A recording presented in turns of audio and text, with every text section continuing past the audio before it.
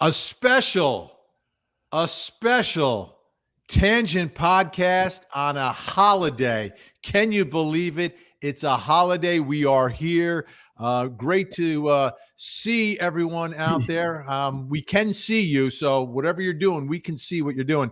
Anyway, I'm Vinny Politan. This is the Tangent Podcast. With me, Al Wunsch, the legendary Jonesy, as we get ready to tackle a lot of things. But I just want to let you know the main focus of this Tangent Podcast, as long as we don't fly off on too many tangents today, is Lisk and Gilgo Beach and this development.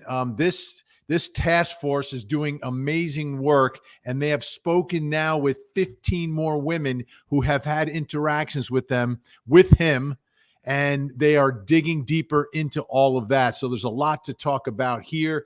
Why don't you say hello, guys? We'll start with, of course, Al Wunsch. Greetings. But you know what, Vin? Can I say this? Well, let Jonesy say hello first. Then I have to interject, and I don't mean to be didactic nor facetious. Well, thank you. I was hoping you would allow me to say hello. Hello. If I may say, July 4th, this whole week historically is a big deal. And today, as most people are out barbecuing and everything else, think that July 4th is just the birth of our nation. Okay, the Declaration of Independence. It is our Independence Day. But it was actually also Vinny's Codependence Day, as this today is his anniversary. So happy anniversary. Thank you. May you always have paradise by the dashboard lights. Almost as important, it is also the 100th anniversary, Vin and Jonesy, of the Caesar salad. 100 years ago today, the Caesar salad was made by an Italian, Vinny. Okay. In California. Wrong. Tijuana. Oh, that's right. It was Tijuana, and then he moved to San Diego. I just went to San Diego last year, and I learned that, and I was like, blew my mind. That's right. Is there chicken in Caesar salad? No, there's not. There's anchovy. Anchovy.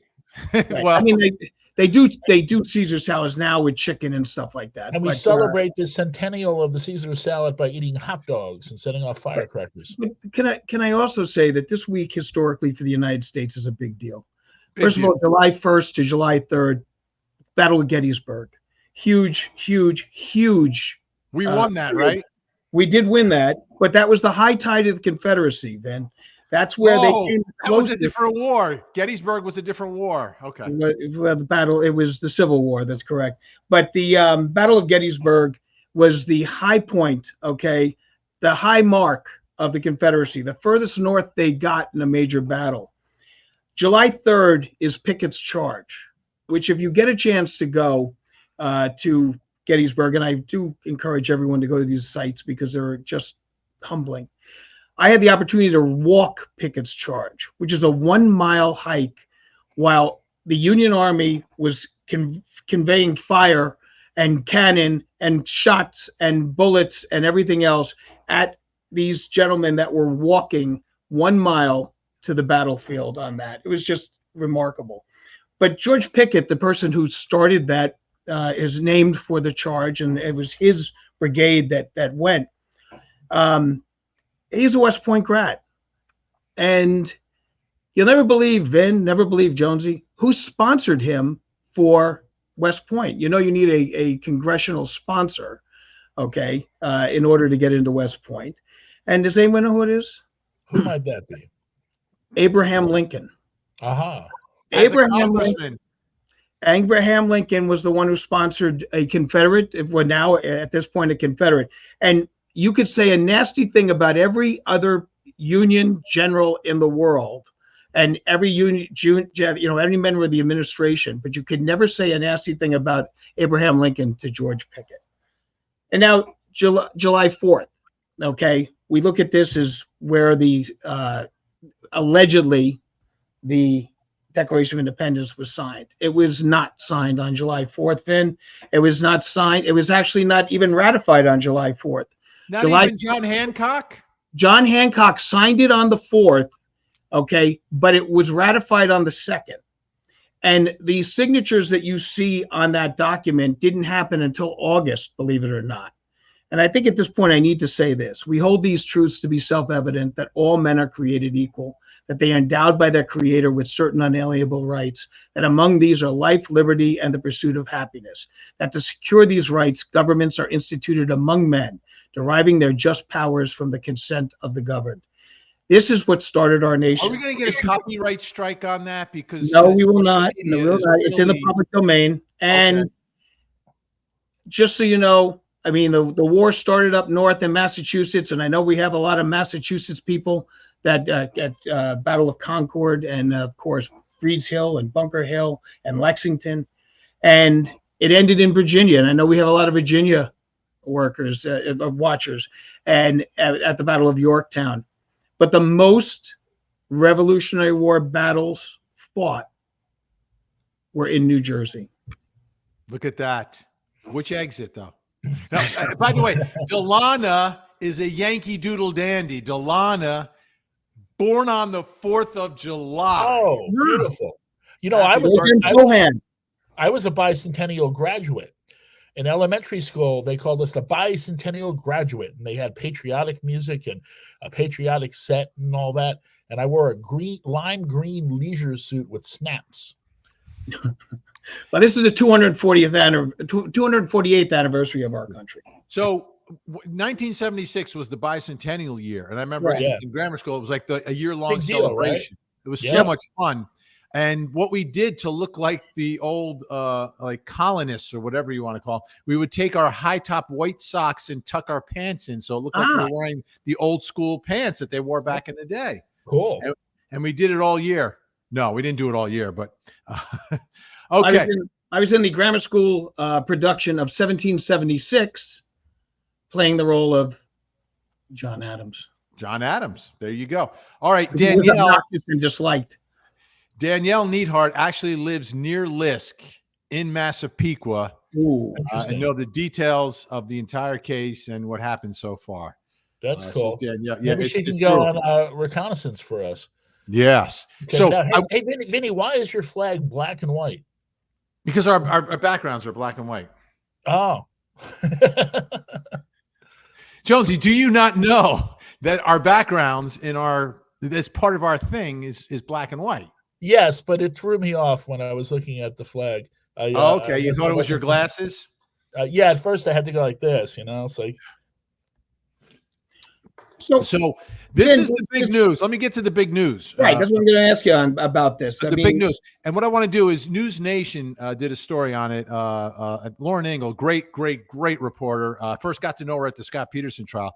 Had a little, it was actually a big report that she did here. Let me play a little piece of it so we can all get up to speed here on what the latest is right here. Let's take a listen.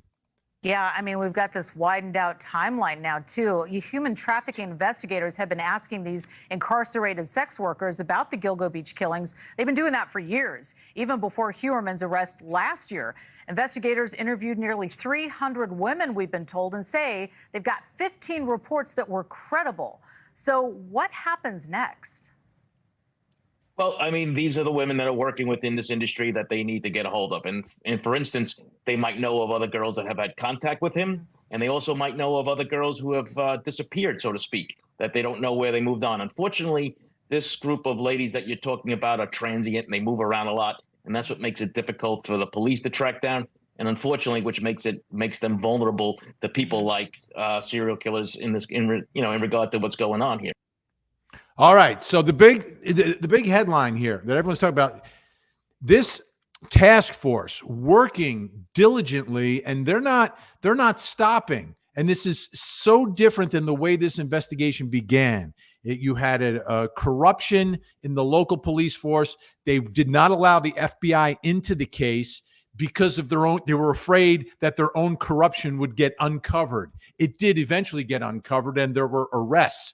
But now this task force is continuing this. They're not stopping where they are now. They want to identify. They want to prosecute this accused killer for everything that he's done.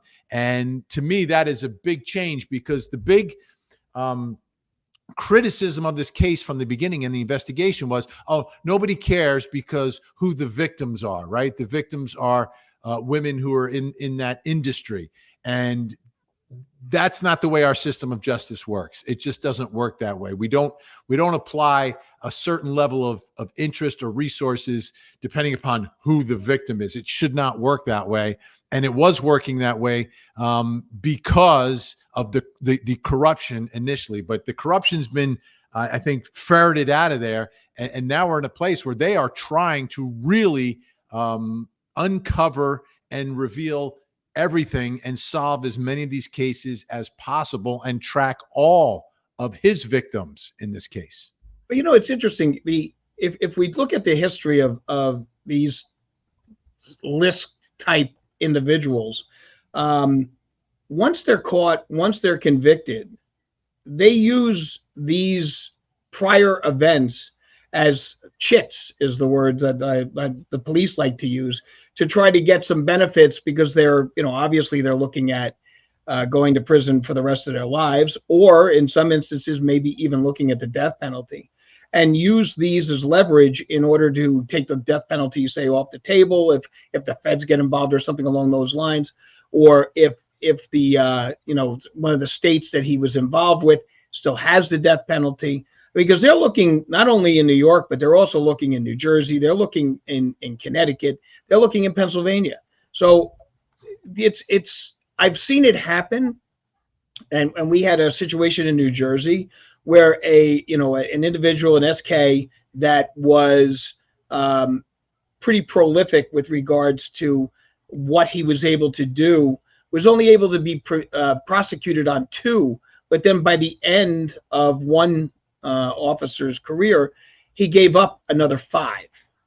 So wow. It's a very, very interesting way that this works. And sometimes the mind of these SKs is that they want the numbers, they want that notoriety. I think he's there yet, though. He is still clinging to his presumption of innocence. I've spoken with the family attorneys. And, the family wants to wait and see. They don't believe that he did this, his wife, his children, and he's clinging to that. So he's not admitting anything. He's not jumping up and down saying, I did this, I did that. So I believe we'll have a trial here, and they're going to have to prove these cases, which they're not easy cases to prove because of the time and the level of evidence they have. They have some good evidence, but it's, we know what criminal defense attorneys can do and how reasonable doubt can be raised. Al, this is interesting. And Jonesy, this is from CN Red Flags. I lived in Chantilly, Virginia, right on the Battle of Brookfield. When we were digging our garden, we found bullets from the battle. Wow. You used to be able. Well, yes, they have a value. I mean, they're not excessively valuable, but like where I live in Bergen County, New Jersey, the British bombarded Fort Lee, which was named after Charles Lee, by the way, not Robert E. Lee, during the Revolutionary War. And we used to find cannonballs in trees. In trees. That's a little dangerous. It's also remarkable that they would remain in a tree for all of that time. The tree grows around it.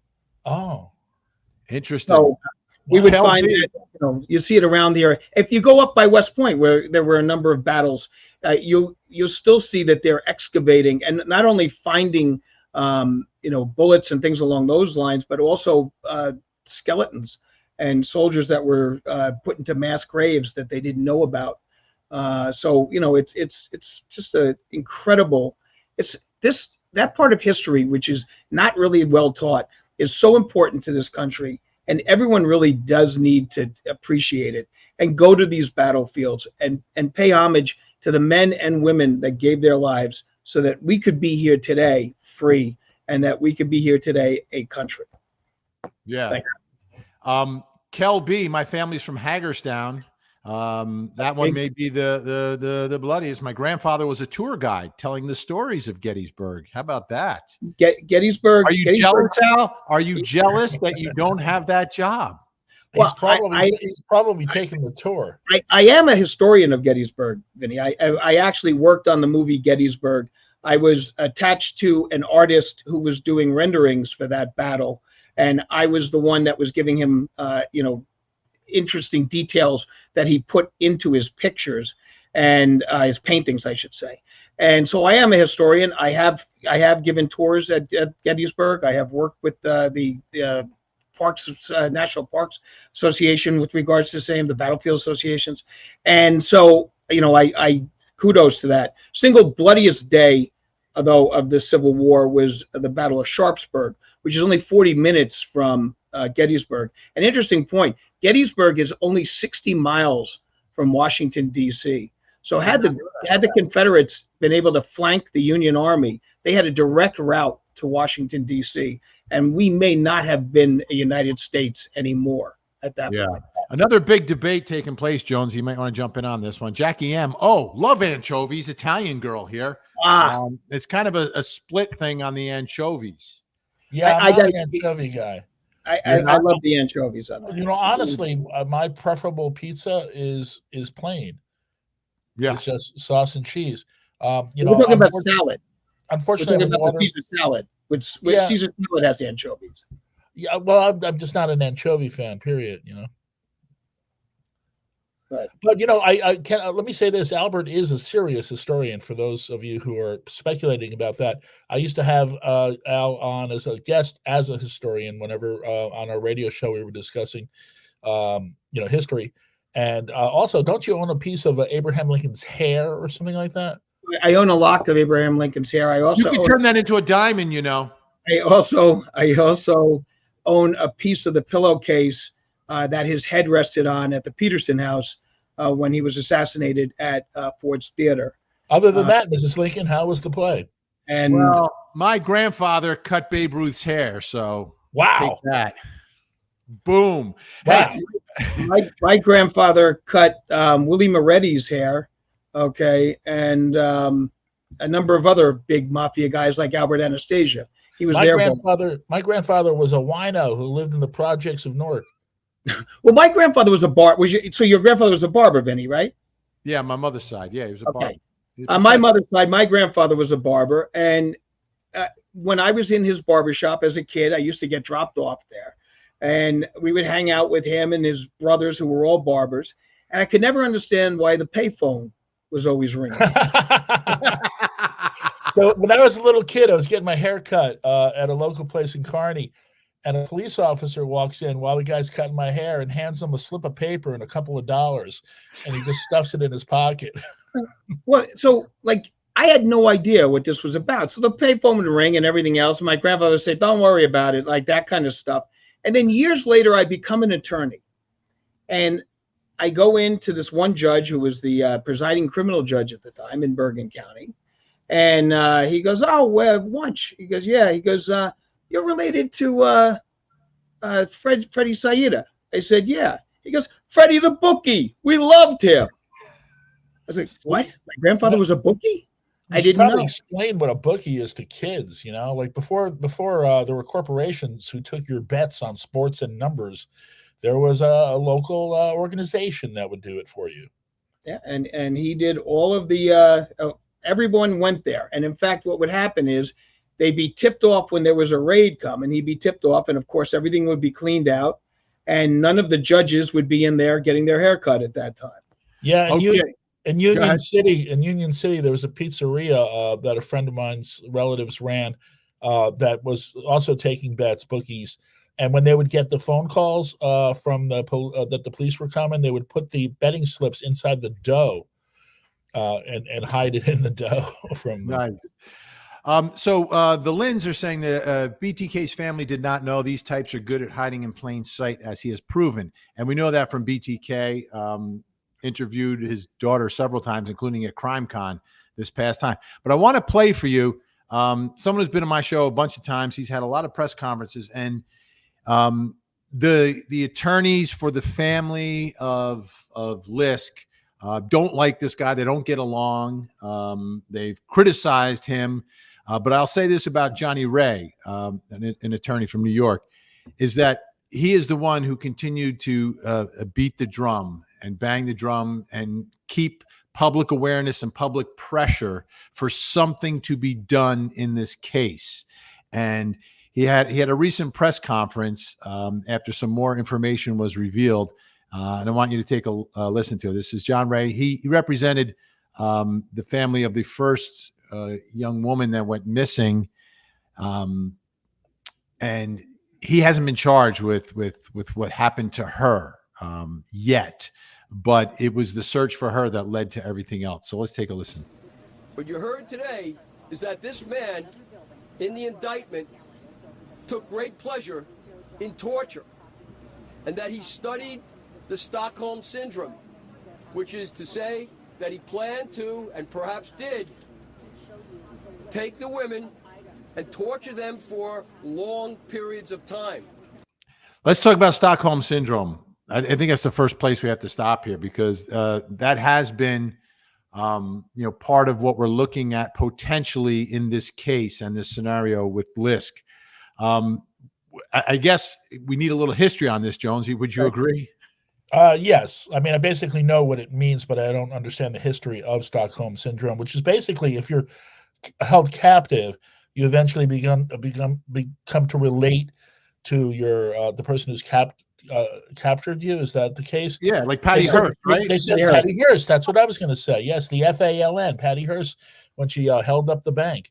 They claimed that she suffered from Stockholm syndrome. Albert, tell us about Stockholm syndrome. Well, it's a psychological disorder that people who are kidnapped sometimes develop affection for either the cause or the people that ended up kidnapping them, and it is it's a recognized disorder that happens. It did not work as a defense in the Patty Hearst case, by the way. So she was pardoned, right? Wasn't she pardoned by Ford?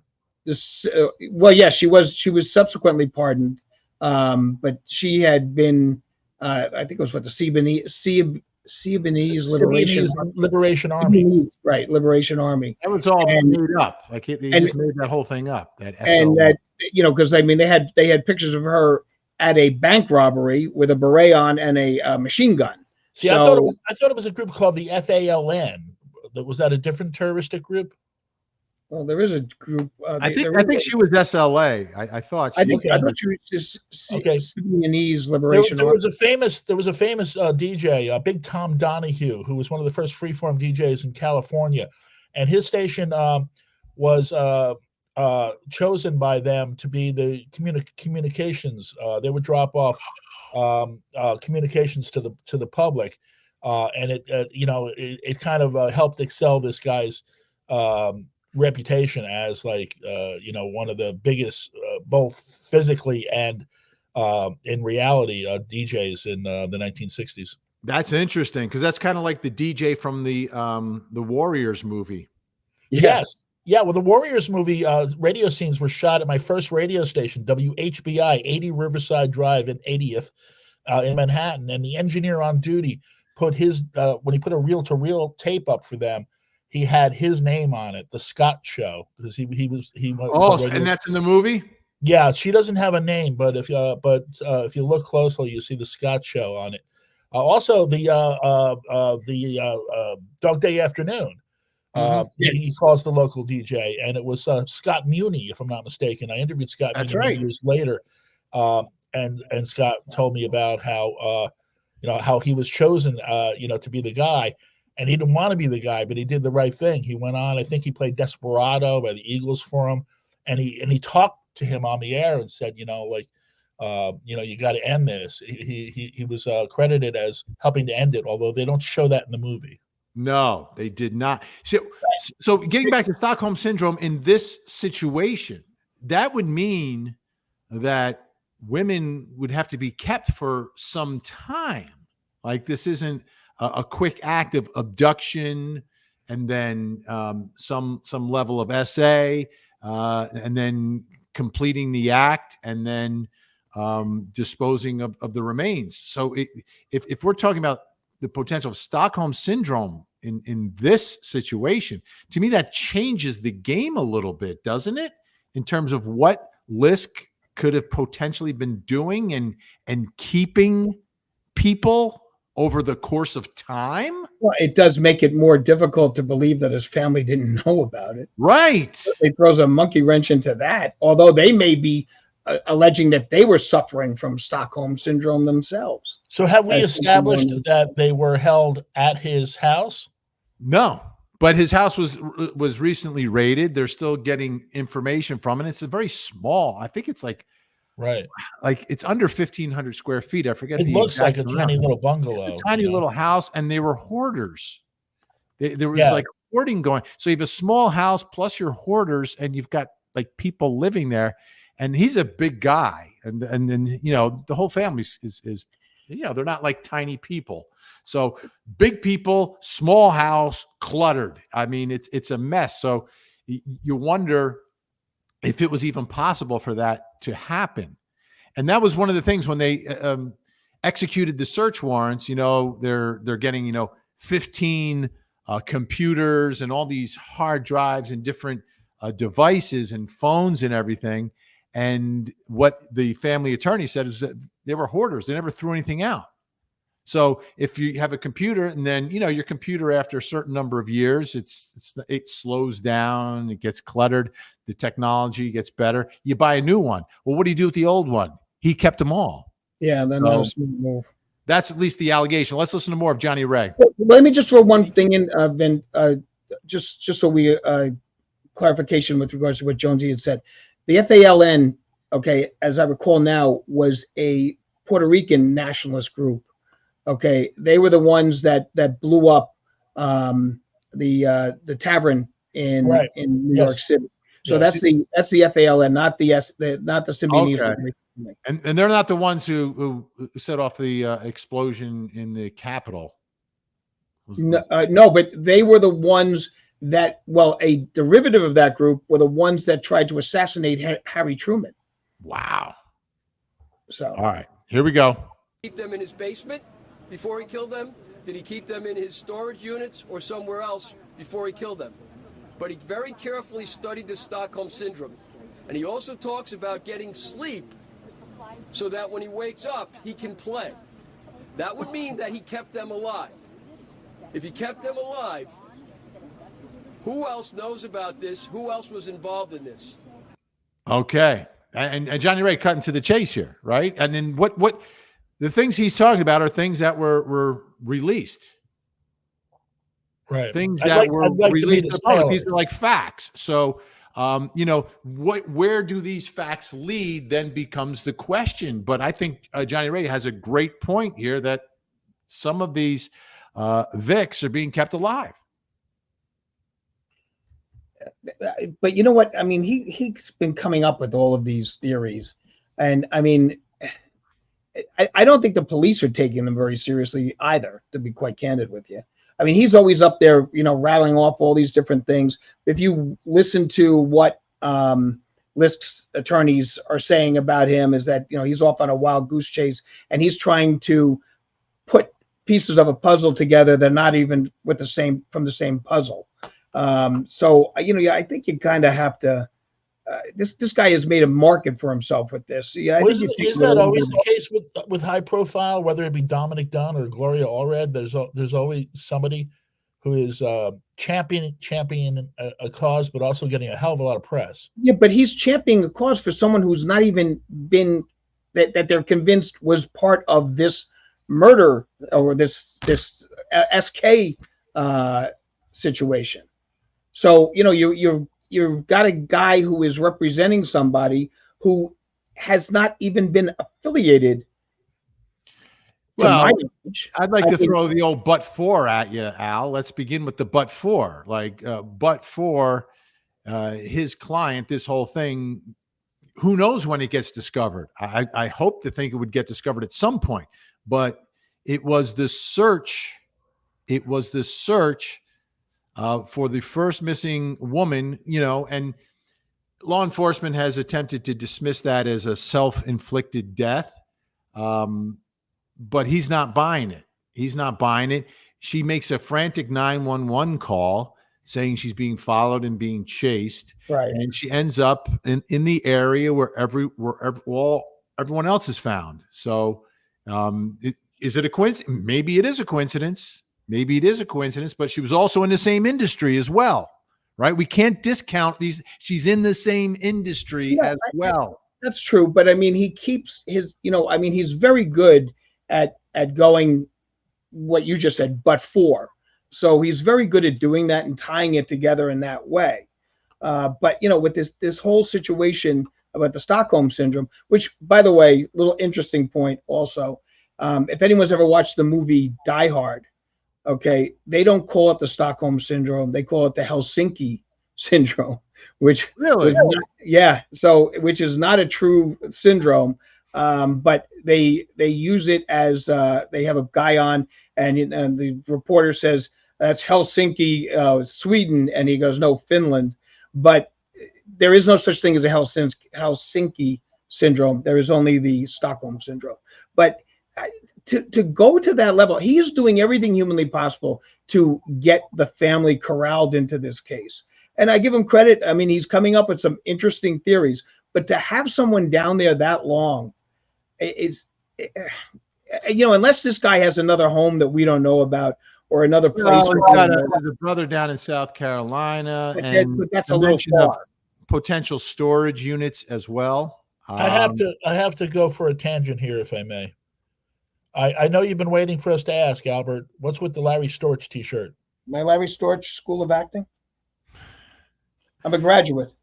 I went to law school with his cousin. Very nice. Law school with his cousin. The Groovy Guru and Get Smart. Right. He played the Groovy Guru, a and DJ. Of course, Corporal Agarn in F Troop. Yes, from Passaic, New Jersey. Yeah, that's correct. And he had never been to Passaic, New Jersey. And he pronounces it with three syllables.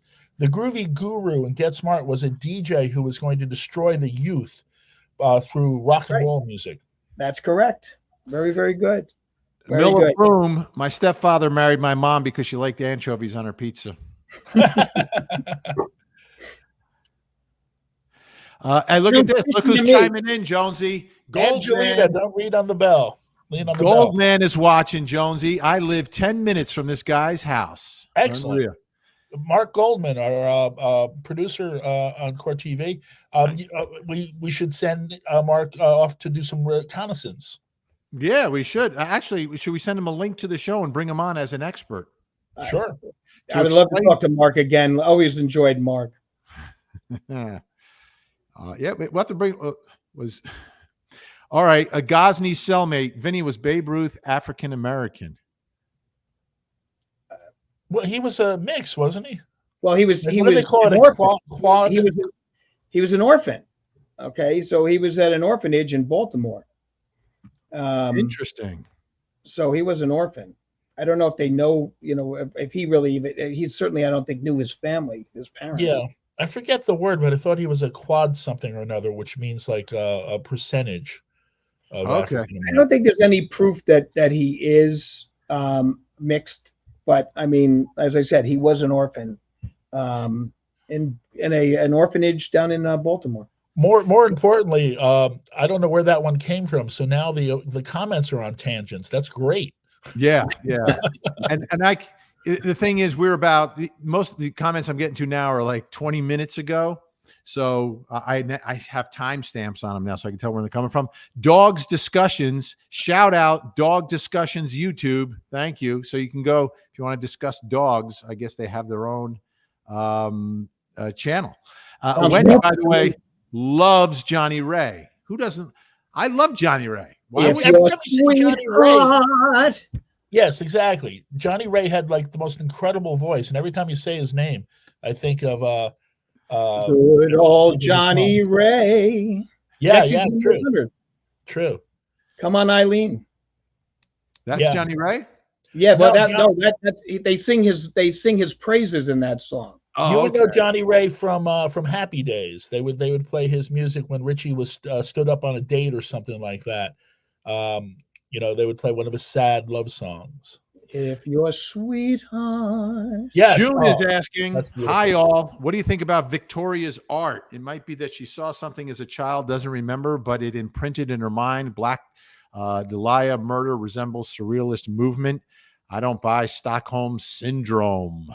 That is June joining us from, I cannot remember which country, but the currency is RSD. But anyway, thank you, June. So yeah, Black Delilah is something that is, I think it's on one of her social media pages. And people were making a big deal about Lisk's daughter kind of posting this sort of art. Whether it's a sign of something that you may know or have seen. You do see that. You do see that art situation. Even with any type of shootings at schools or things along those lines, you see the art that these kids have been putting into their books and things, and it shows violence. Now, where that comes from, who knows? That's a real thing. I can tell you from experience. When I was a little kid in finger painting, I always finger painted a house, and it would have the grass and trees and the sun, and it would have a lady with long hair, and then it would have a little boy. And my teacher once asked me, "How come you never draw a picture of your father?" And I looked at her. I'm like, "I ain't got no daddy."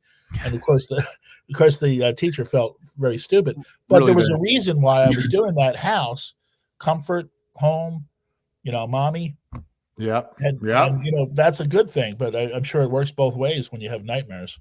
This is the best description here, I think, from Wayne Randall's about Johnny Ray. Rattling the cage. Yeah, that's a good description. I agree with that. And Gloria Allred was also another one that was brought up by Jonesy as another one who likes to rattle the cage and throw things around. I think that's an excellent description. Okay, major breaking news. New profile picture for Melly, one of our administrators on the page from the Mod Squad. We got Melly, Frankie Figs, and Gen X working the holiday. There's Melly. Yay! If you're nice. Always have to say hi to the amazing Tangents. Happy 4th. Happy anniversary. Thank you, Melly. Beautiful picture. Yeah, very nice. Happy Firecracker Day, Melly. There you go. So let's get back to Johnny Ray. You ready? We get a little more Johnny Ray going here.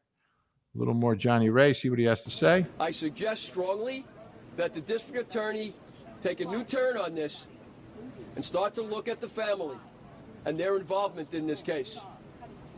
I've said from the beginning that they are not unaware of what happened. And I still say.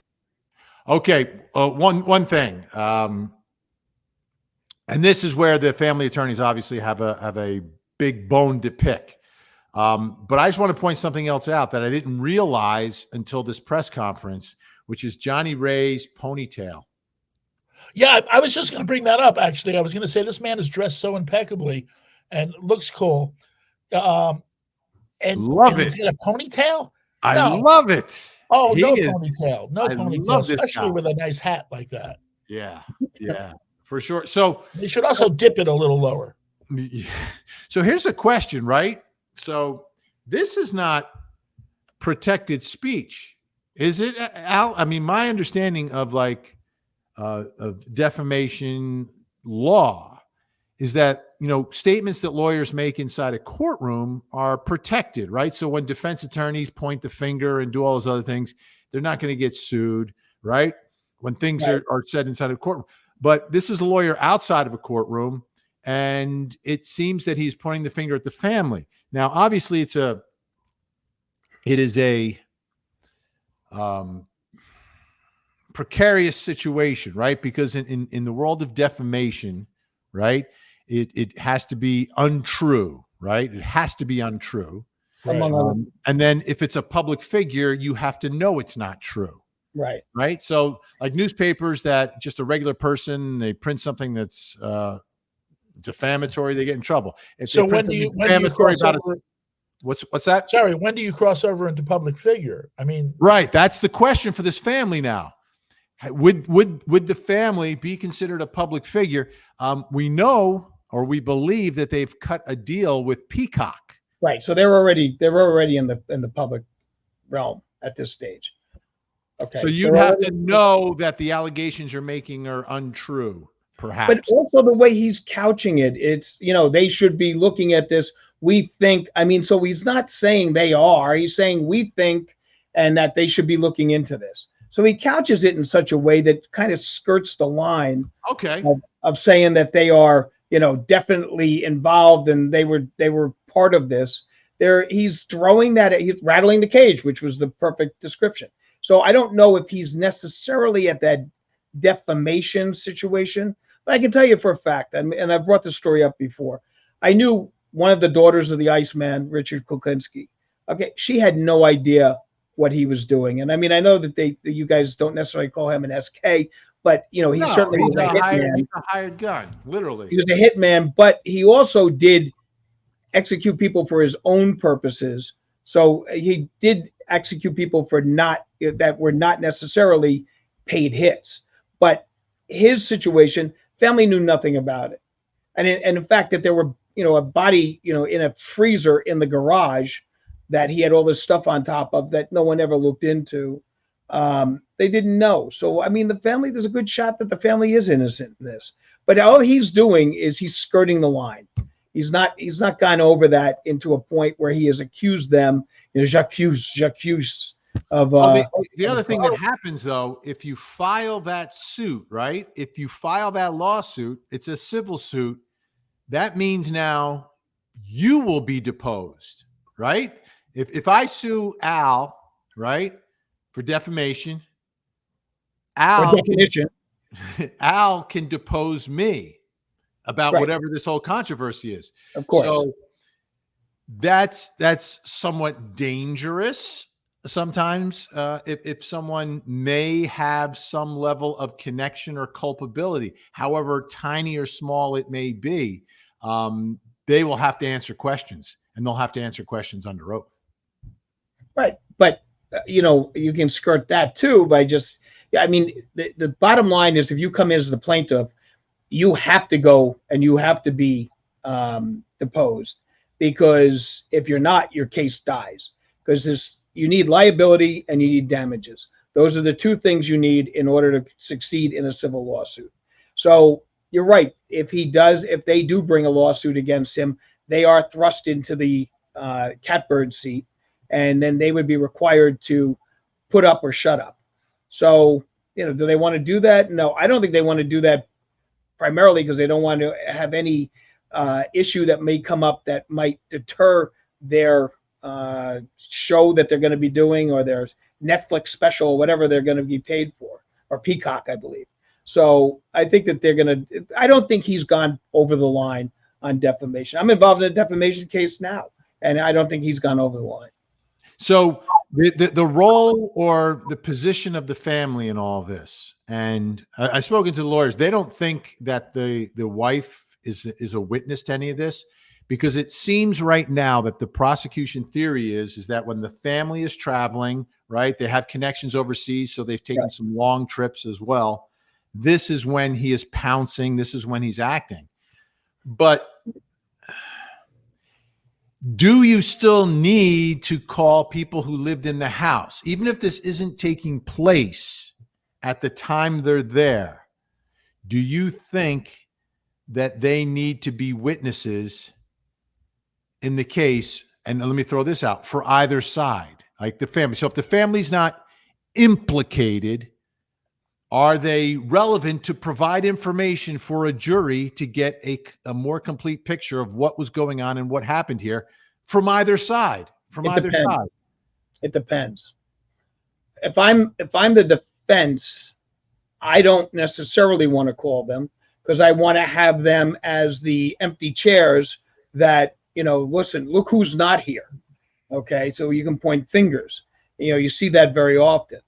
The prosecution may not want to call them either, because they don't want to confuse the issue.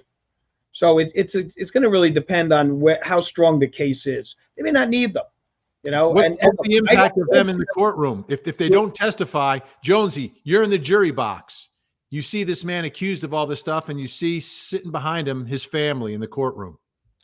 I don't think I would read too much into that, because generally that's the case. Unless a family member is estranged or there's problems within a family, if you can afford to be there every day and somebody's life and freedom is on the line, no matter what the case, even if they are guilty or not guilty, if you believe in them, you're supposed to be there.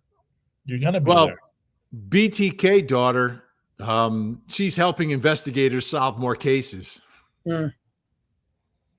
So I get, you see that. You see the estrangement, and even at that situation, they're still in the courtroom, but they're sitting on the other side, so to speak. And she believes that she was SA'd by her father, BTK. Well, that takes it to a different level. I was going to say, well, look at the Unabomber. Like, he's not an SK, but or is he? Well, he is. Yeah, I guess he is, right? But a different method. His brother was the one who turned him in, and his brother loved him, but he turned him in because, to have that on your conscience. His brother also cut a deal, if I'm not mistaken, that if he worked with the authorities, they would not seek the death penalty. Right. And they reneged on that deal. And the brother became a big opponent to the death penalty as a result of that. But here is a family member who loved him, but realized, like, this has got to stop.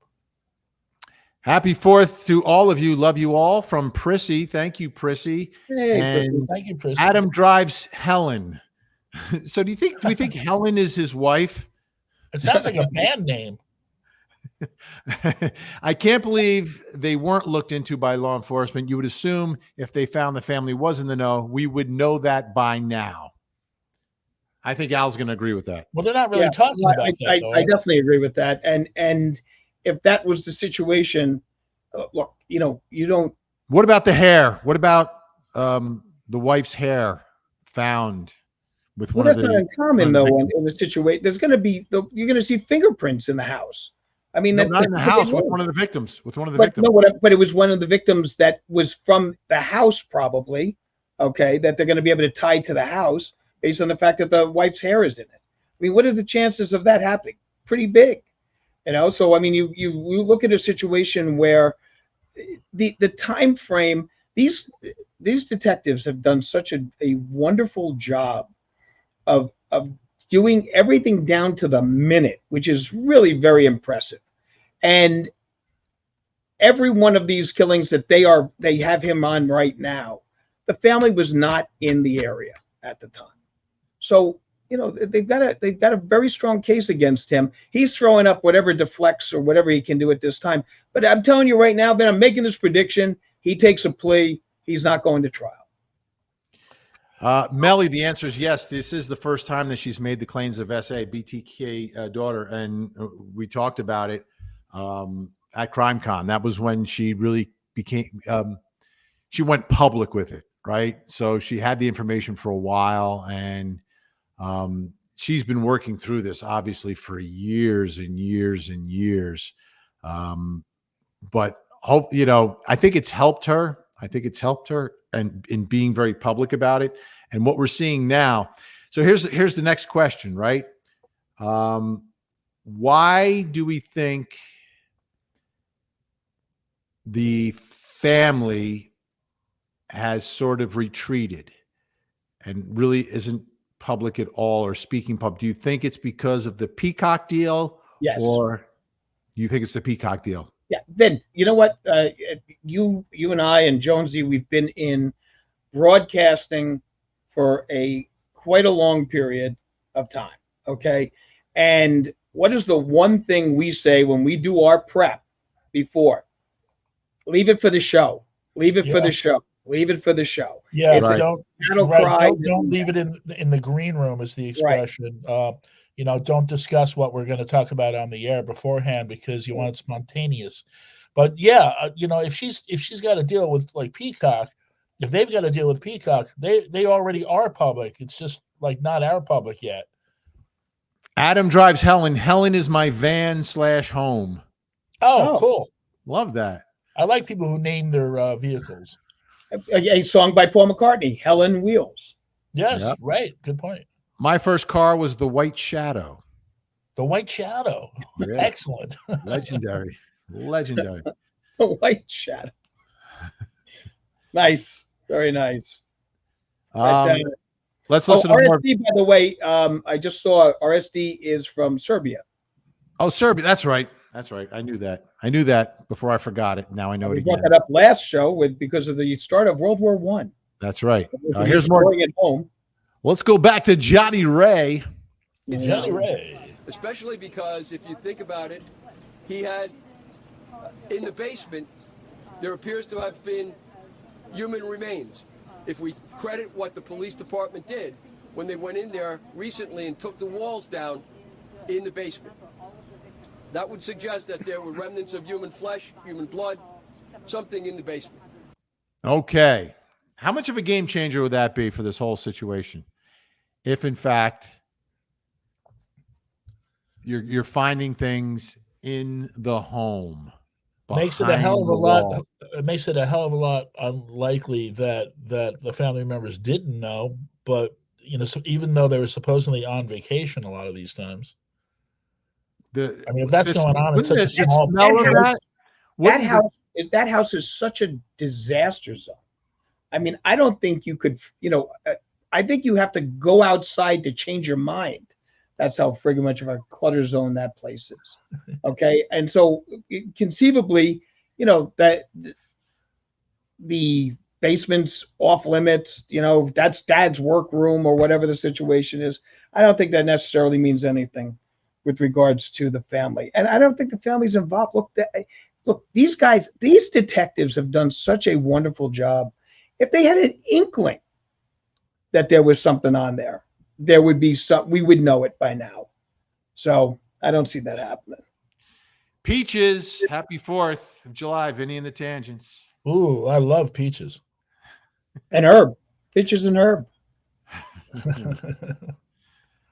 Yes. Here we go. A big girl for life. My first car's name was Supra. Excellent. Jonesy, what was your first car? My first car was like mid-70s Volkswagen.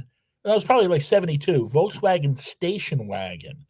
It wasn't the van; it was a station wagon. You don't see many of them.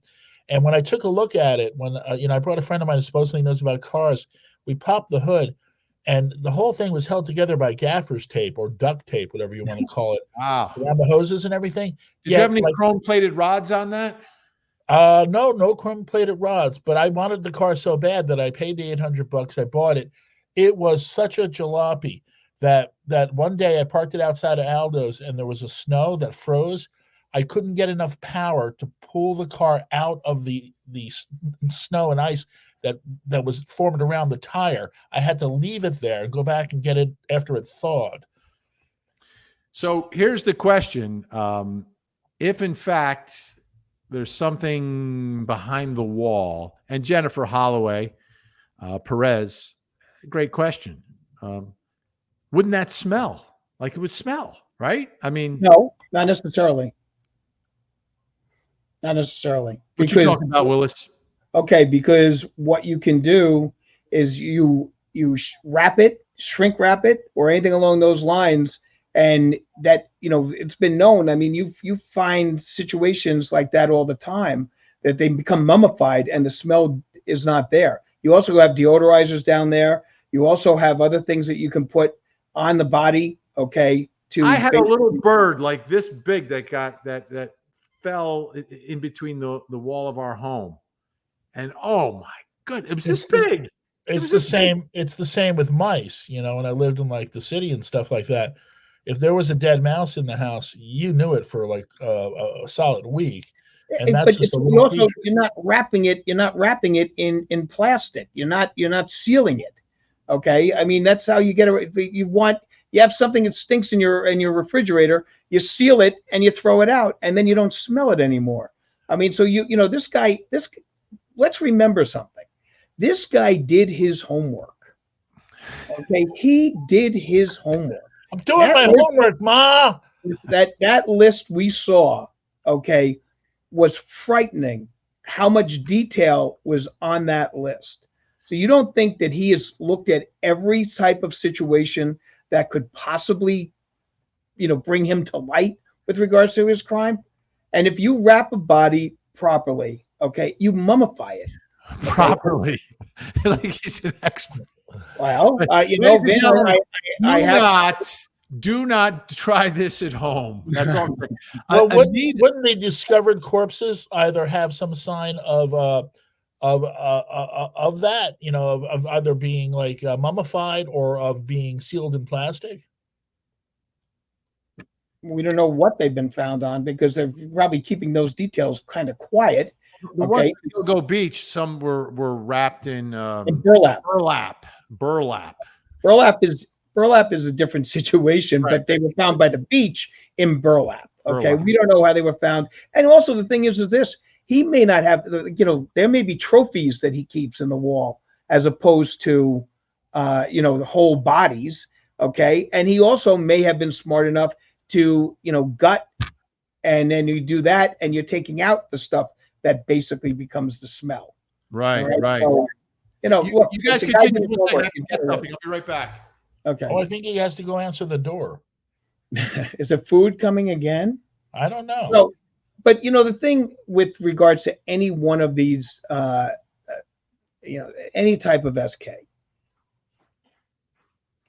this guy doesn't want to get caught. He's not going to do something foolish enough that is going to make it easy for him to get caught. You said trophies. This is my trophy. This is and what trophy is that from, Vin? This is first place award, Ford punt passing kick, age 8, 1973. Wow. I remember when you won the miniature golf tournament at LBI. I'll go get that trophy because I have it. I keep all my trophies. Why wouldn't I? I bet Al has Oscars. No, I don't. I wish I thought did. Maybe you'd have Oscars that belong to somebody else as a keepsake. No, I do not have that, unfortunately. At some point I would like to, but I don't. Is it wrong to keep my trophy from?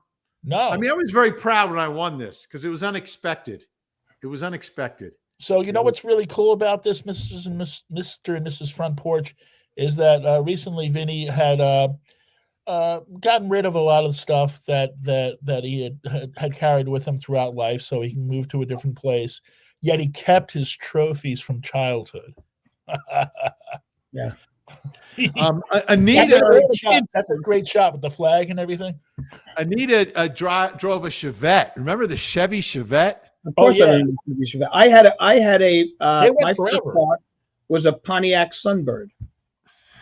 Nice. And then my second car was my little red Camaro. And Jackie I had M, a 78, I had a white 78 Camaro that my sister gave me. And Jackie M, 74 Camaro. How about that? Nice. Ah, very nice. JD with the 69 Chevy Nova. Cool. That's another nice one. I had a 69 Chevy Super Sport. But the thing is, they were known for their huge motors. The guy who sold it to me had replaced it with like a 250 or something like that. And they didn't tell me, and I didn't know about cars. People would come up to me at red lights and rev the gas and want to race me, but I had no power. This is brutal. Gen X sharing with us that she had a bird die in the dryer vent once.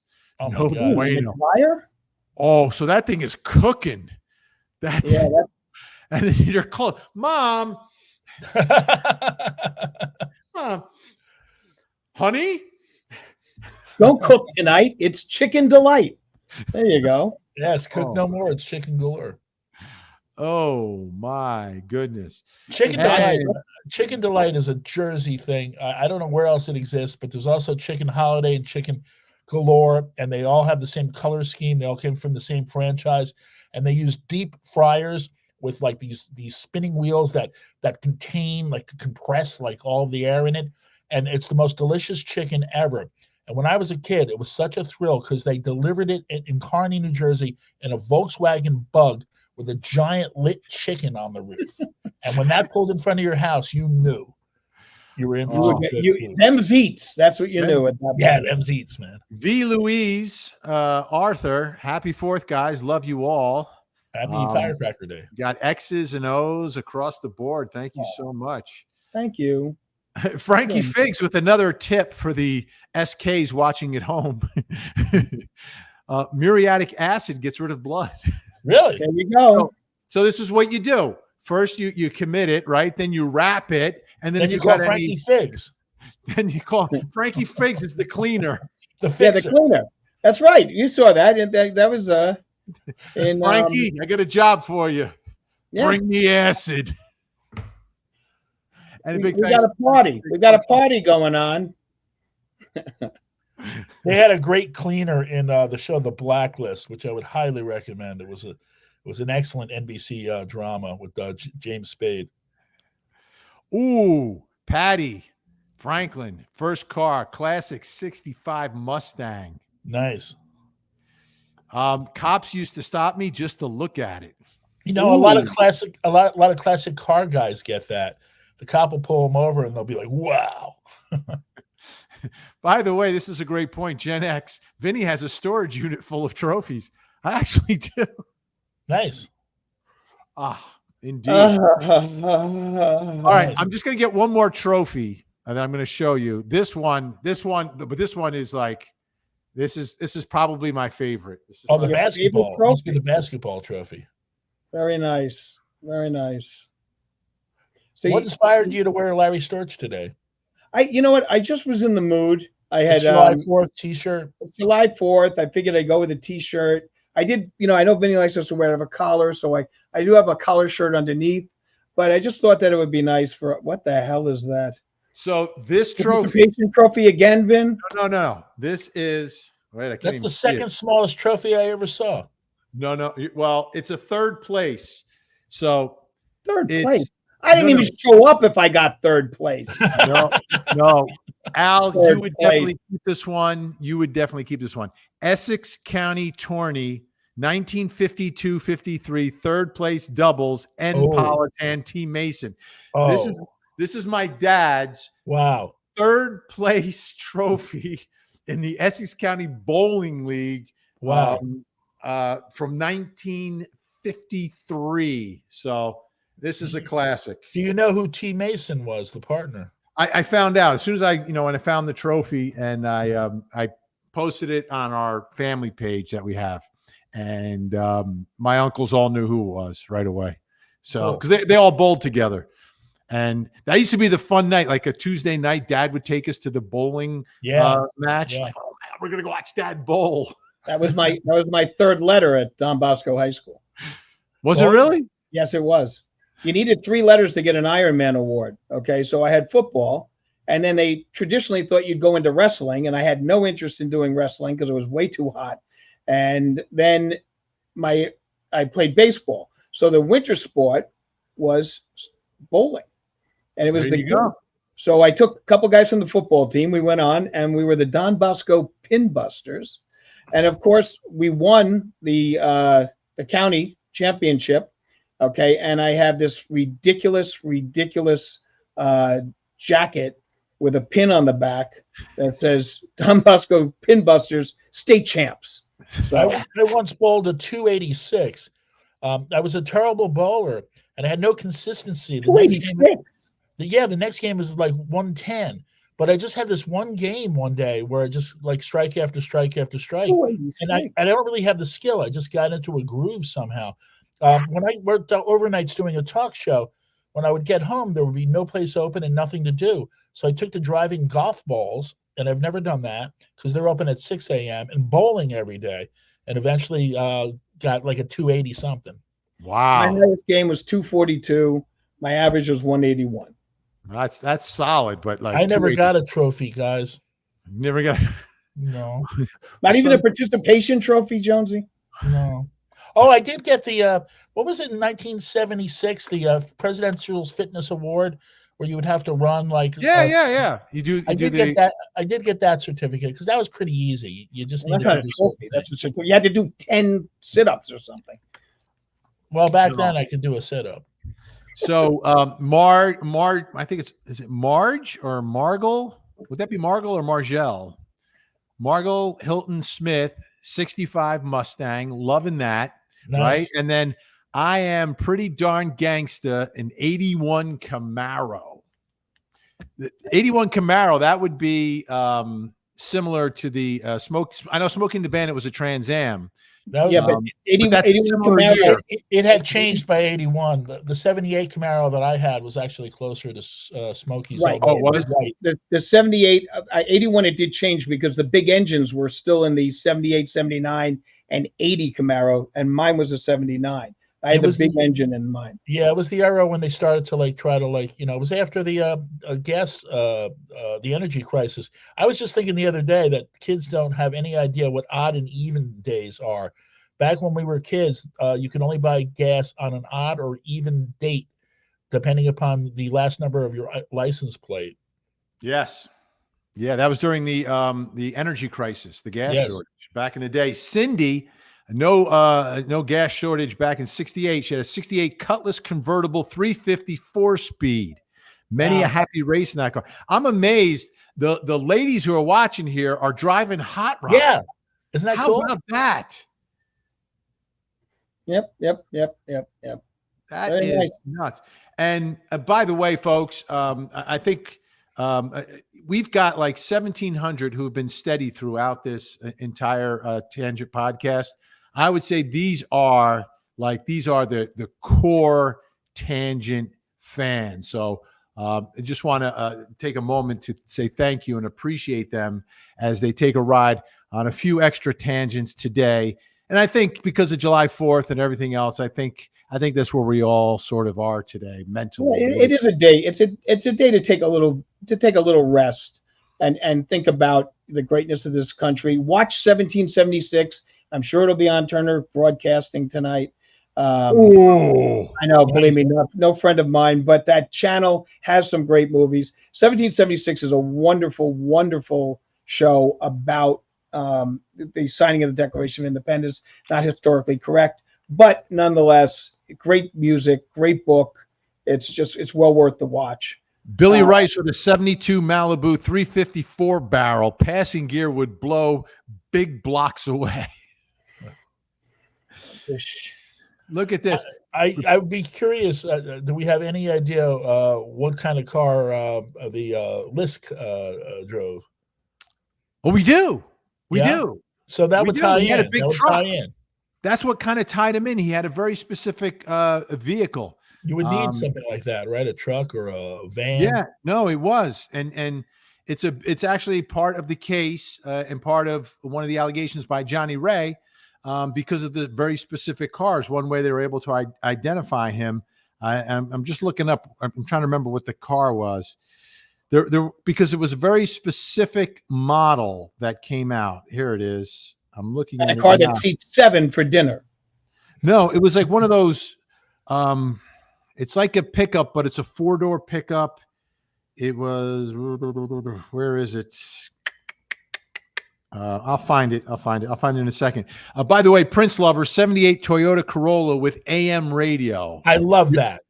Exactly. I love that. I can be found on I do the FM, but I can be found on a lot of AM stations and AM radio. I grew up on it with my little Toodaloop or my transistor radio. 9 years on 710. Yes. Yeah. A heritage station, WOR, only 3 call letters. When you have 3 call letters, you're a heritage station. That means you go back before everybody else. That's exactly right. Toyota Corolla with the AM and another one of our ladies watching with a race car here. My first car was a 1979 280ZX. Oh, yes. I learned to race in that car. That tells me that she's still racing. Like these are some fast women. These are exactly. By the way, it was a Chevy Avalanche. Avalanche. That sounds like not like a real. It's not common. It also doesn't sound like something that like a showpiece or anything. Like it seems like a secondary brand. Practical and cheap. Well, I don't think it was necessarily cheap. I don't know if I can show you a picture of it. I'll try to get the picture of it for you right here. 1 second to get it up on the screen because they did seize it, but it's like and he had a new one. You know, he didn't spend money on fixing his house. He spent money on his car. Here, I'll make myself bigger. I'll make myself larger. That's not you. There you are. Okay. Yeah. I see those guys blowing by me on the parkway all the time in the ice. All right. Basically, Gen X describing the entire show. It's amazing. It's amazing. It's amazing. So we go off on the tangents that we've gone off on this, from Lisk to Risk as driving. Yeah. List. Well, let's do this. I thought you liked to play Risk. I did. I enjoyed Risk. I like that game. Well, let's board game that became popular in like the late 70s. It was like really intense, and it's a board game that would take like days. So one thing that we need to do here, thank you, Melly, is we've got an official poll up now for the theme song. So I think today is a great day to take just a few extra moments that we don't normally take in our normal shows because we have a holiday here. I'm gonna play 4 different versions of the theme song for you. We'll play them one at a time, and we'll critique each one. And then you go and I think Melly, Gen X, and Frankie Figs have posted the link in the chat to where you can vote. It's on my page. It's on the YouTube page. We have the reigning champion. I'm going to play that one last because we've heard that one the most. So why don't we start by listening first to the Funkadelic mix, which we added last time. And there was some good reaction to it. And I think it's been unfair to the newer songs because everyone got used to the first one, right? Like we've heard that. Let's look at this from the standpoint of that, so the Funkadelic one is sort of a Sly and the Family Stone type song. And, I prefer the Brothers Johnson if we're going to go into the type of Funkadelic situation on that. But the Funkadelic one is that. The reigning champion is the Depeche Mode Erasure song, okay, that has that electronic sound to it, that has that real 80s feel, okay, to it, which makes perfect sense because we are real 80s guys and from Jersey. And, and the 80s in Jersey was very well celebrated. So, it's kind of hard to take away from that, man. But, okay. So let's listen to the Funkadelic mix. Podcast. All right. Let's get in the tangents. True Crime Podcast. Getting the blue eyes, how cracks the jokes. Jonesy stays behind the shades, entertaining all the folks. Vinny and the Tangents, True Crime Podcast. Load up all your comments. Hit those super chats. Let's go smash that like button so we can all have a blast. Vinny, Al, and Jonesy on the chart. They're the Sugar Hill Gang of True Crime. They're telling stories of days gone by. Painting crime, turning into a good old time.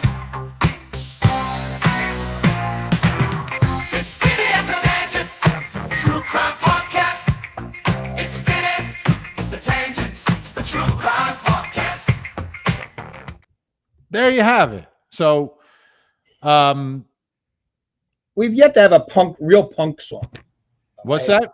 We've yet to have a real punk version. A punk version. Yeah, a punk version. We need that because although somebody here has been going yacht rock. I mean, let me tell you, I wouldn't listen to yacht rock. Okay, I've got a yacht rock concert coming up. Oh dear God in heaven! What concert is that? It's a cover band that does yacht rock, and I think they call themselves Yacht Rock. Really? When you say somebody here, have you been listening to my show? What do you mean? Well, because I didn't know if you meant Vinny or me. Because Vinny, Yacht Rock. No, with the Yacht Rock. Well, Vinny Yeah. said he's going to a Yacht Rock concert. I didn't know. Right. Are you Okay. going to a Yacht Rock concert too? No. But on my radio shows, I mix everything from punk to new wave to rap to yacht rock. I mean, I hate the term yacht rock, to be honest. It was easy listening. It was easy listening. It was light. Yeah. Yeah. Kayla, don't worry, Jonesy. I never got a trophy either. I watch every live here in New Zealand, no matter the time difference. It's 5:30 a.m. right now. Good morning, Kayla. Hey, I did win. I did get a certificate from the Guinness World Records for longest radio broadcast, 100 hours and 42 seconds. And the last 42 seconds was a doozy.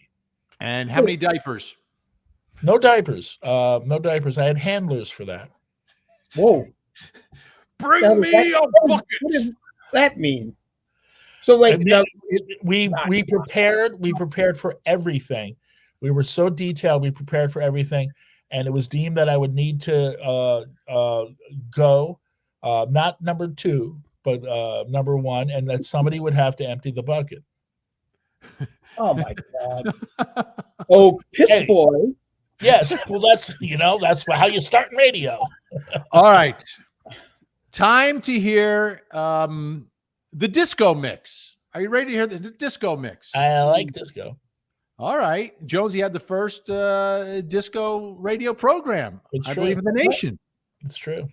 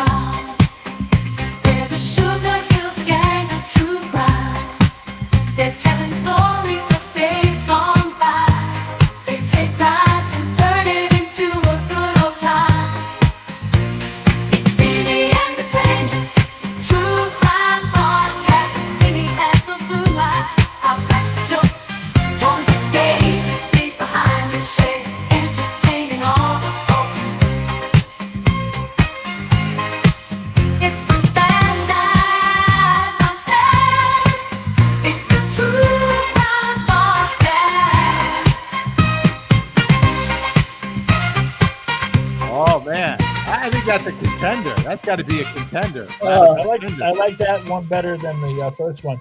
I also just noticed the line "Stories of Days Gone By." It makes me feel so old. well, I mean that's part of the show. The sad part about this is like I think I'm the only one of the 3 that was actually at Studio 54. Is that true? No, I was there twice. 3 times. Studio 54. I mean, in the 70s? No, not in the 70s. Okay. What do you think? I'm an old man. I was there at the heyday.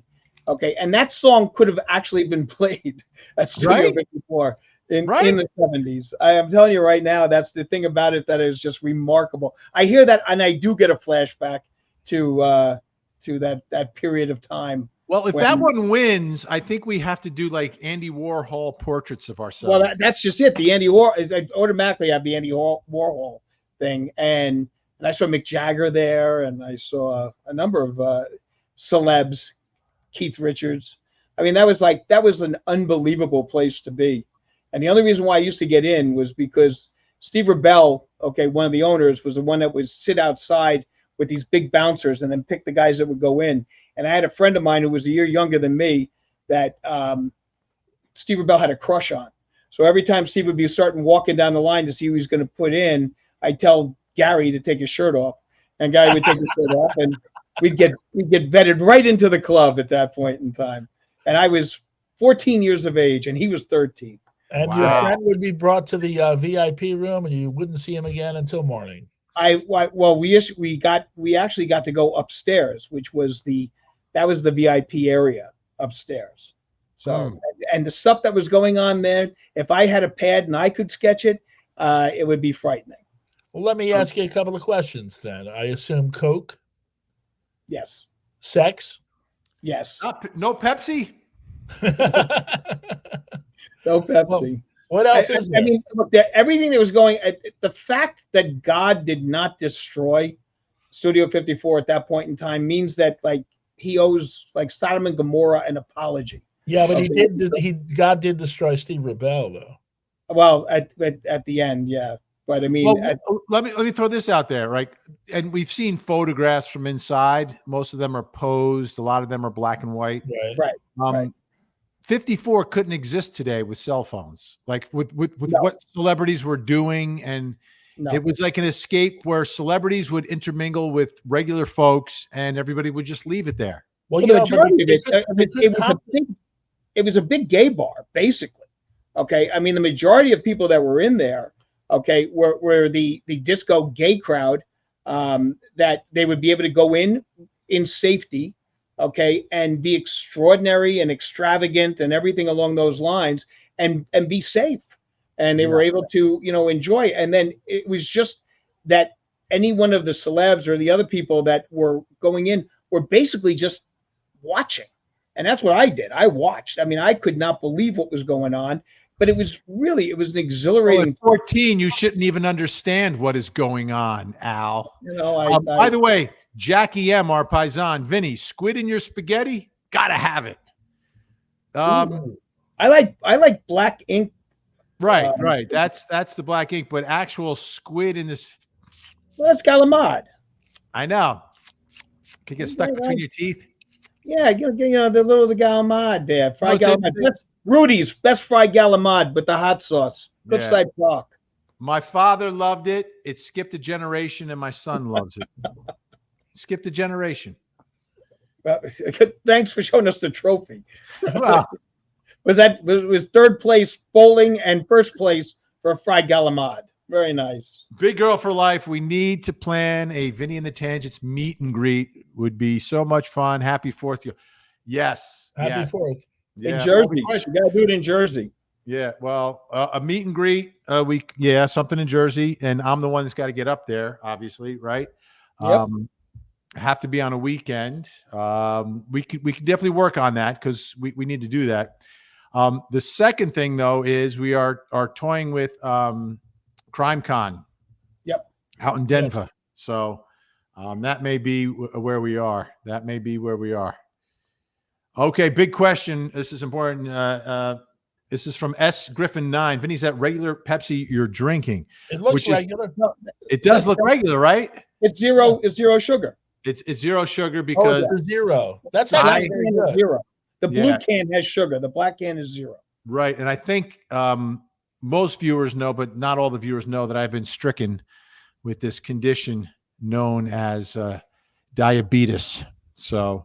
I would drink a regular Pepsi if my blood sugar was low, but just for casual consumption, I go zero. I go zero. I just thought of something when you said, Adidas, my diabetes, and I just thought, and automatically my Adidas. We need a rap. A rap version. Okay. Adidas. We need a rap version. The type of TV I watch shows a lot of like medical commercials and things people are stricken with, and they have all these eczema commercials. So I was thinking they need to use Exodus by Bob Marley as their little jingle. Never mind. Okay. Wait, I've got an important one here. Okay. Eczema. Holly is saying all I wanted was a Pepsi. Just one Pepsi. Oh yeah, man! Suicidal Tendencies is the reference. It's a song called. It's a great song. Institutional. Which was redone. That was redone by Ice-T. Really? Oh my God!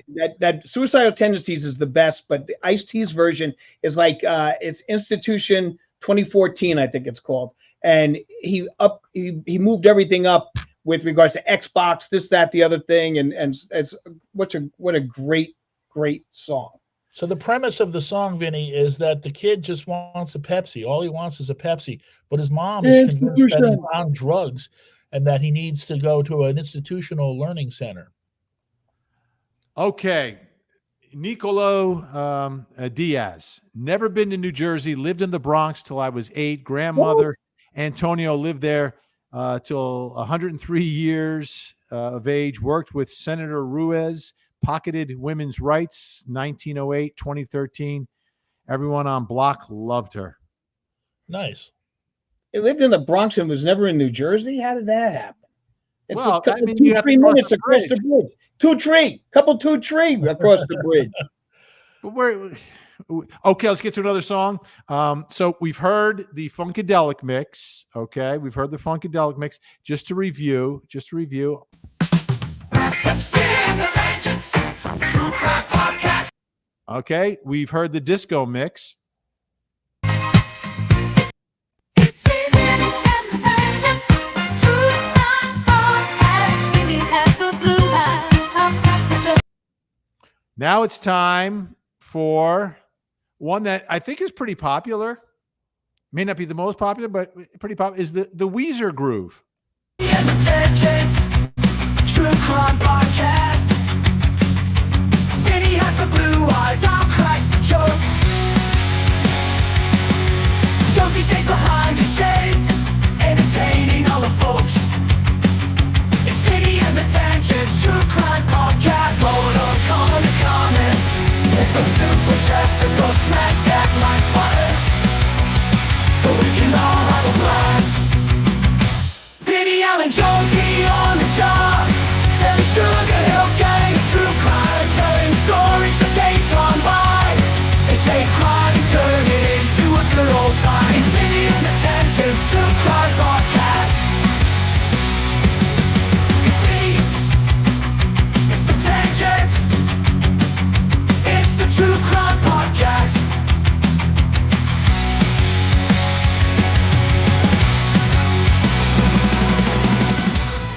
All right, this is a very what I'm seeing in the comments. This is one that is very polarizing. You love it, you hate it. You love it, you hate it. Now, I'm not crazy. Institution. Jonesy, your thoughts You're the on one that's crazy. What do you think about this one? Me, I like punk rock, and but I don't like the era of Green Day and Weezer. And that strikes me more as that. That's Green Day, Weezer? That era. I would prefer something more like 70s sounding punk. Okay. That's a lot harder.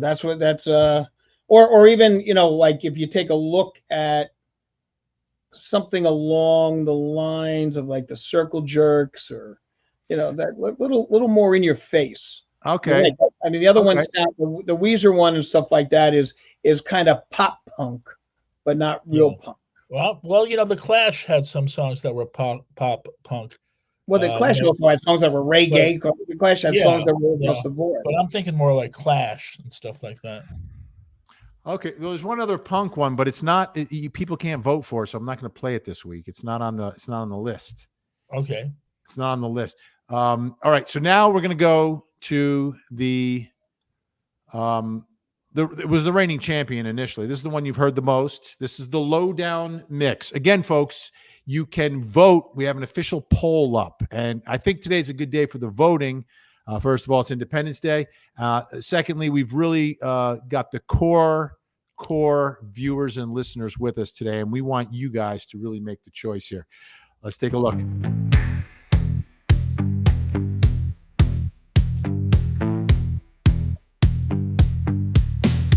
Vinny and the Tangents, True Crime Podcast.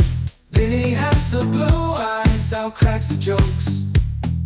Jonesy stays behind his shades, entertaining all the folks. It's Vinny and the Tangents, True Crime Podcast.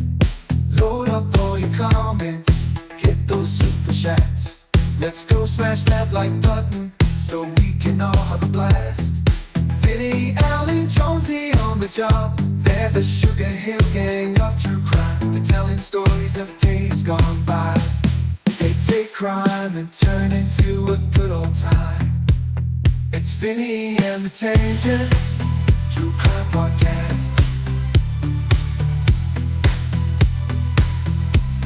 It's Vinny. All right, so there you have it. That's the Lowdown Mix.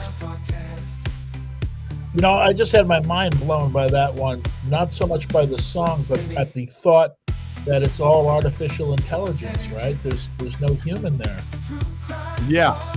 By the way, you can vote. incredible. Gen X has posted the link to the community so you can vote for one of the 4 songs today. We're going to take a look at that poll, and we're going to eliminate 3 songs on the 4th of July and have perhaps a new reigning champion, maybe not.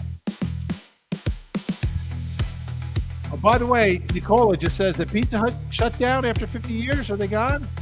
No, I don't think Did so. what happened? That's the first I'm hearing of that. What was Yeah, the I haven't- question?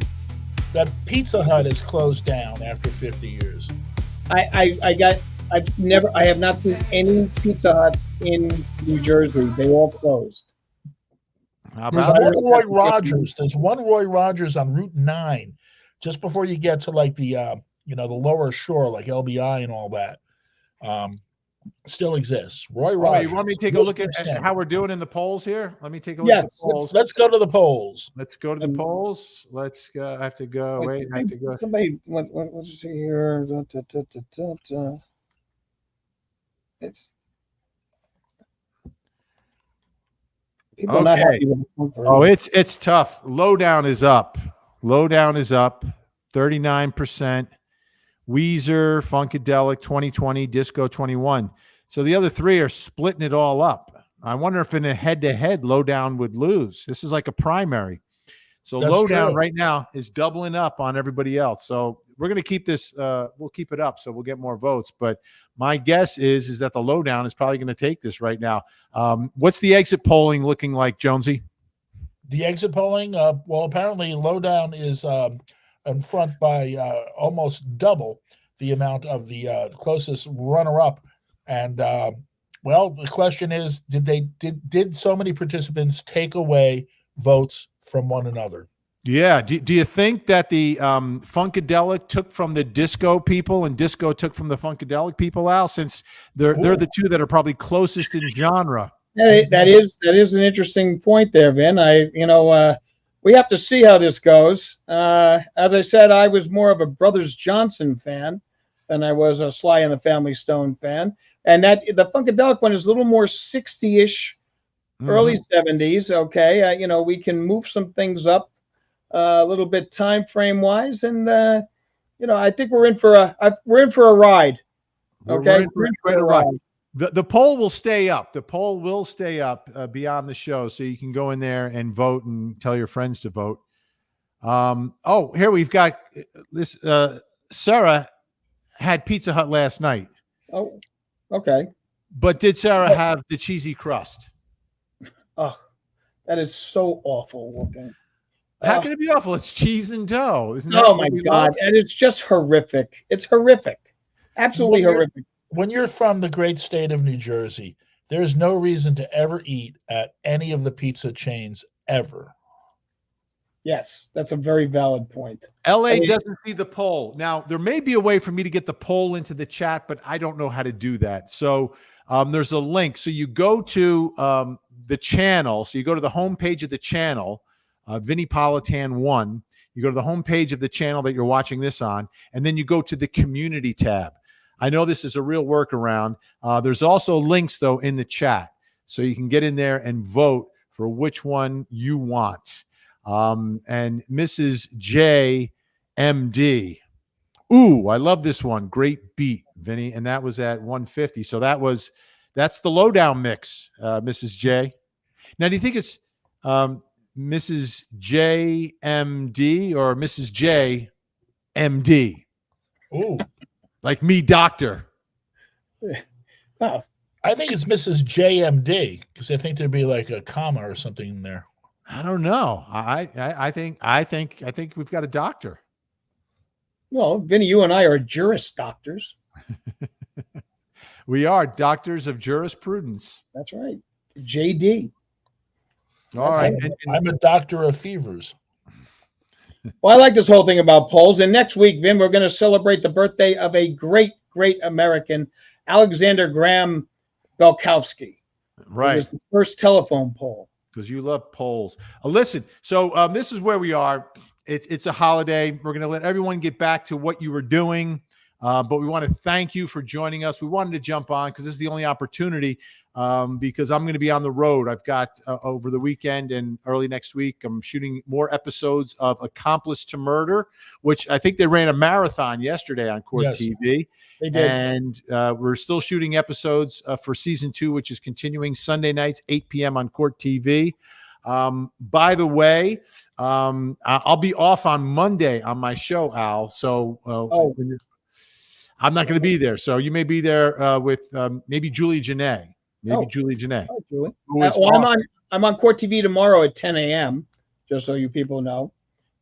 Yeah, I'm on tomorrow at 10 o'clock. You are? Yes, I am. So Court TV isn't in stunt programming, as they call it, tomorrow? We're doing special programming during the daytime, and then the nighttime is all our stunts. What are you covering, Al? I have no idea. I don't get that stuff until the morning. So at 10 a.m. I'll be on Court TV, and then I think we're back Monday. I think Monday, but it's going to be 8 o'clock though. 8 to 9. 9 to 10. We're going to move you to 8 o'clock, Al. We're going to move you to 8 o'clock. Okay. So we can Prime get time. his Same time Happy Days used to be on. Yes, right. Absolutely. Right. And then Laverne and Shirley right after. Yes. Mork and Mindy. Shamil Shamazel. That was 9 o'clock, right? Mork and Mindy? I believe so. Was it 9 o'clock? Well, Happy Days, I think, was actually Tuesday nights. Yes. Shazbat. Monday nights, I don't know what I used to watch other than Monday Night Football growing up on Monday nights. Like Tuesdays I got down. Thursdays became a big night as I got a little bit older on NBC, obviously. But I think Thursday Laverne and Shirley? When was White Shadow? Was that Monday or Thursday? White Shadow was CBS. And CBS, yeah. I thought that was Wednesday. Was it Wednesday? I thought it was Wednesday. All right. Well, I sure used to know all of this. By the way, the White Shadow is in the movie 1776. He plays Thomas Jefferson. Yeah, cool. He was a good actor. I loved him. I used to be a walking TV guide. I used to buy the TV guide. It would come out on like Wednesday, and I would study it. Put a bookmark on Tuesday. I really would. Like I was a nut. Like I just. Who's on Crosswits tonight? Let's see. Jay Leno on Crosswits. Disco Mix is making a play now. Disco Mix is up above the other two, and a Lowdown is down 1 point. So Disco starting to make a play here in the poll for our official theme song. With that in mind, Lowdown is the reigning champ. So I think we'll go out on the Disco Mix on this particular program, just so people get to more of a flavor, since there seems to be some love for the Disco Mix. ABC Friday nights in the early 70s, says Dolores. Was that Brady Bunch? Yeah, I think so. Yeah. And Partridge? Partridge Family. Yep. Yeah. Yeah, that was Come was on, good. get happy. And meanwhile, Laura Wagner is telling us about Shakey's Pizza. Shakey's. I think that was a West Coast. I think that was a California. I think it's a California thing. It's like a chain. Yeah, Shakey's. Yeah, see, You I'm know not about into Shakey's the Pizza? chain pizza, man. Well, for many parts of the country, that's all they had for a long Yeah, time. yeah. The world has changed. Pizza, like there are great pizzerias everywhere right Well, now. it all goes back to where the Italians settled, right? That's initially. So Chicago, it was Detroit, it was New York, it was cities like that. But pizza has now become such a huge industry, and there are people that are popping up in, you can find great pizza in Atlanta. And no, I'm not lying here, Al. Okay. I know you're going to say something. I'm going to say something. I'm going to say it right now. No, I'm going to wait now. I had a great pizza in the airport at Louisville. Wow. Yeah, I don't get that either. Shoot me now. No. What was it? Grotto Pizza? That's in Delaware. No, it was good. It was. Oh my God. I can't even imagine. First of all, it's sitting on that tray. It was good. Let me get, I gotta look up the name of it. I can't remember the name of it. Was it also a chain, or was it one of those situations where a local merchant gets a there's all local merchants in airports now around the country. Yeah, that's amazing. cool. Yeah, they do that at the ballparks as well. Like you go to Philadelphia and they'll have like the cheesesteaks and Yep. so This, I mean, it was Cole's Artesian Pizza. Artesian. Right Well, you lost me right there with Artesian. Yeah, Artesian. No, it That was means it's not good. real Were you pizza. listening to like new age music while you were eating it? No, I'm Sitting on trying a couch or a beanbag chair? this. I mean, Let me come show you on, this pie. Artesian. Let me show you this pie. Yeah. Do I need to make myself bigger? I'll make myself big again. Oh, I don't like it. Oh, you don't like it? You know why? Because you can't see the charred crust in this picture. But it's I do also like little it. blobs of cheese. I do Little like it. blobs Which of That's cheese. fresh schmutz. Oh, there. Now you can see a little bit of the charred. See the charred? I'm trying. What's with the little blobs? Why you put it all over the place? Oh, it Now was you know good. there is a place called Di Lorenzo's in Elizabeth, New Jersey. Yes. And it burned down, and they're going to be rebuilding it. But the ovens were from 1901. Okay, they were original coal ovens, Yeah. and they were required to make them into wood burning because of the environmental situation. But you can go in there and get a pizza from every era that they were open. So, like, you can get a pizza from the 40s, okay, that they would serve it up the way it was done. And pizza in the 40s had no cheese, believe it or not. It was really a tomato pie. Tomato pie. You usually got to go down to Trenton, New Jersey for the tomato pie. Hey, let me tell you something. Gotta love those tomato pies. They but if you go down to Hamilton, they're even better tomato pies. May I suggest Vicks? Exit 100 on the Parkway. Vicks, Bradley Beach. Yeah, no, Vicks. I heard of Vicks. I haven't been there. Amazing. You go in and it's like a history lesson on pizza. Yeah. You can go to the 40s, the 50s, the 60s, the 70s, and right up to 2024. And unfortunately, there was a bad fire, and now they have to rebuild the place. But unbelievable. Anyone in Elizabeth, that's the place you got to go. Okay, here's a challenge for both of you guys. Oh, here we go. Try the new Chicago Tavern Pizza at Pizza Hut. Well, there's no Pizza Hut by me anymore. There's none in Jersey that I know of. I can't do it. I can't. I mean, I live in Jersey. I can't go to a chain, and I trust you. For the show. Wait a minute, Jennifer Soube is asking me to take her over there. Jennifer, anytime I would be happy to take you there because the pizza is phenomenal there. But Pizza Hut, I don't think I've ever been in a Pizza Hut. I was as a kid. My father was a trucker and took me on some trips, and we ate at a Pizza Hut. And this is too much information, right? May have been driving in the truck all day, but I got back to the hotel and I vomited. Oh, by the way, Delana wants me to make sure I show my diabetes numbers. You guys want to guess? I don't Based know upon the way I'm acting right now and how I'm reacting and everything, take a look. Diabetes 80 to 120 is a somewhat normal range. Yeah. If I took your numbers, if you guys are not type 2, which I don't believe you are, your number would probably be somewhere between 90 and 96 or so. That would be like spot on, beautiful. Where do you think I am right now? I'm saying you're in the 90s because you seem perfectly fine to me, and I've seen you sometimes. One time on the show, you had to eat, and I noticed a little bit of a difference. Yeah. If you hit 121, then sell. That's what I do.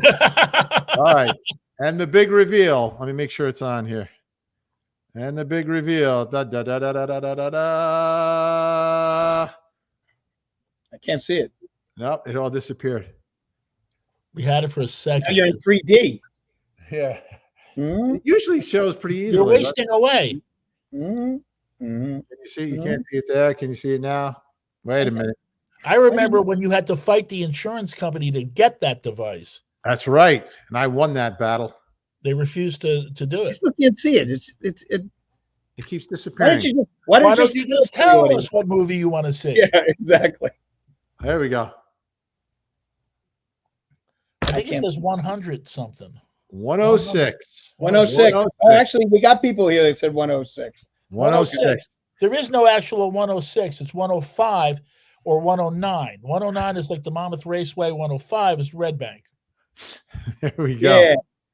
All right, folks. Yeah, he says. So once again, thank you for all your support. Happy 4th of July to everyone and to your families and your loved ones. Enjoy the day. God bless America. We love this country. We absolutely adore it. It is the greatest.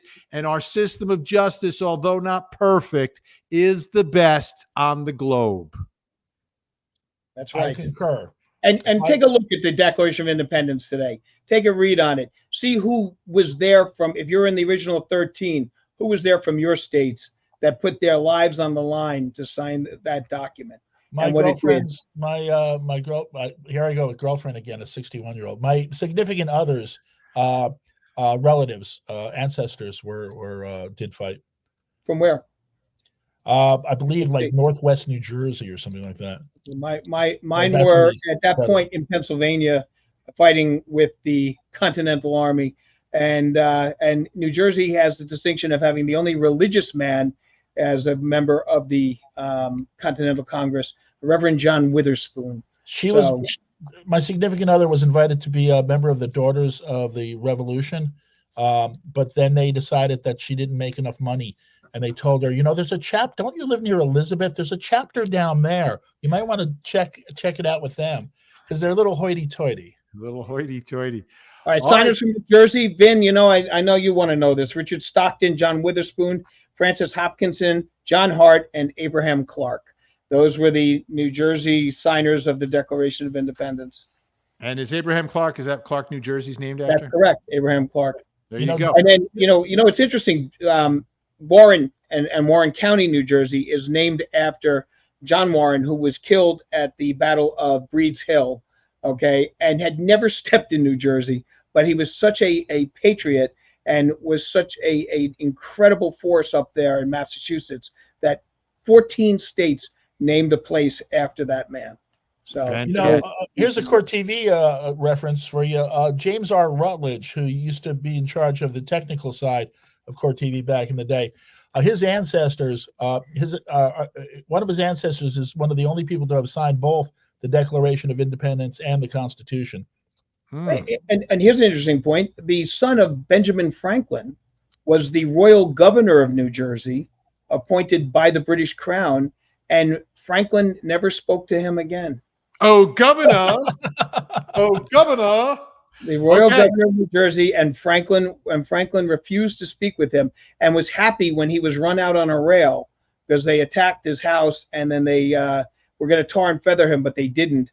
And then they let him leave New Jersey to go back to England, and Franklin never spoke to him again. Well, which one of them was the turncoat when you think about it, right? Because we were the ones who were revolting.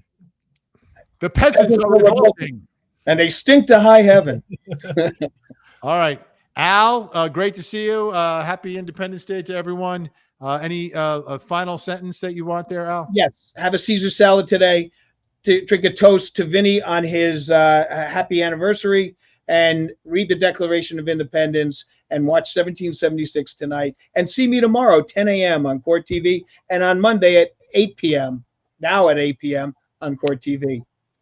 Jonesy, final words. Light fuse and run away.